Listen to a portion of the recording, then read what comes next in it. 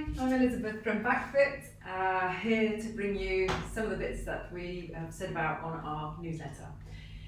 So it's a very sunny day out there, so hopefully this little background will give you a bit of cheer as well. I thought we'd talk through the basics of the Pilates because it's the Pilates that obviously I'm wanting to bring forward to you, apart from some personal training and stuff, but this is specifically for Pilates. So the first things you need to know is you need a mat. You need a bit of space like I've got around me, so enough for your body to bend forward, to lay down and perhaps move your arms and legs. I am starting with the absolute basics in Pilates, so the most important thing for me is the breathing, but Joseph Pilates, who created this, an amazing pioneer in his time, he created it with sort of 6 principles, and starting with the first principle, which is breathing. You know, you're born and you take your first breath, you die and you take your last breath, and it couldn't be more poignant at the moment with coronavirus being all about the lungs and breathing. So breathing is paramount to our life, so it's important we learn how to breathe correctly. So I'm going to go through the breathing. Anyone can do Pilates as an exercise routine, but that's not what it was made for. It was made to set your center, your core, and to help you basically become strong in your body and on your movements, so that you don't have injury and you don't have any issues or problems going forward.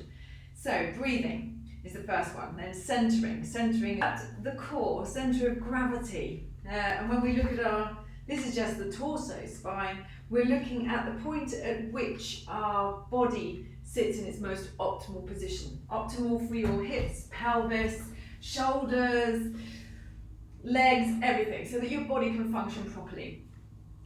So centering is basically when you're in clinic with me and I'm going on and on about, you know, lengthening the body and being able to be in that perfect situation where you're not too far forward, or you're not leaning backwards, or you're not over arched in the lower spine or over bent in the upper spine. So yes, it's literally retraining your body to be centered and balanced.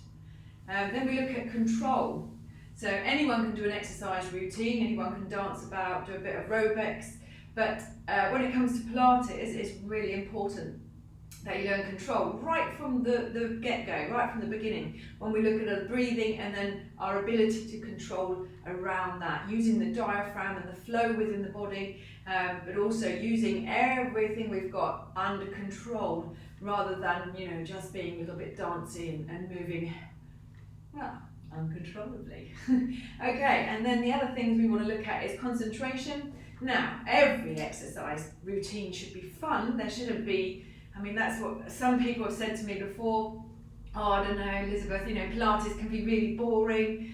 It's all about your tutor. So hopefully with me you'll have a little bit of fun as well, but concentration is everything. You need to feel each part of your body moving or contracting or holding. You need to get that connection, and to get that connection you do need to be focused, and focus is concentration. And then we look at precision. So it's really important that you are precise in your movements. So if we talk about lengthening the leg out in front of you, hopefully I will, 1, demonstrate it or have a body to demonstrate it, and 2, be able to explain it properly to you, so that you have that feel of your leg physically lengthening away from the body, but the body's not actually moving, and then you bring it back in. So it's all about being able to feel the amount of precision you have from the control, from the concentration, and obviously from your breathing. And then the last principle, so 6 principles, the last principle is flowing movement. So what we're trying to do with Pilates, rather than flitting from one exercise to another, is use each exercise so it absolutely does flow straight into the next exercise, which not only feels nice for you, but it's also very beneficial to the body. And you should come out of Pilates feeling light, invigorated, inspired, energized. If you have a session of Pilates where you come out and think, oh my God, why did I do that? That's not Pilates.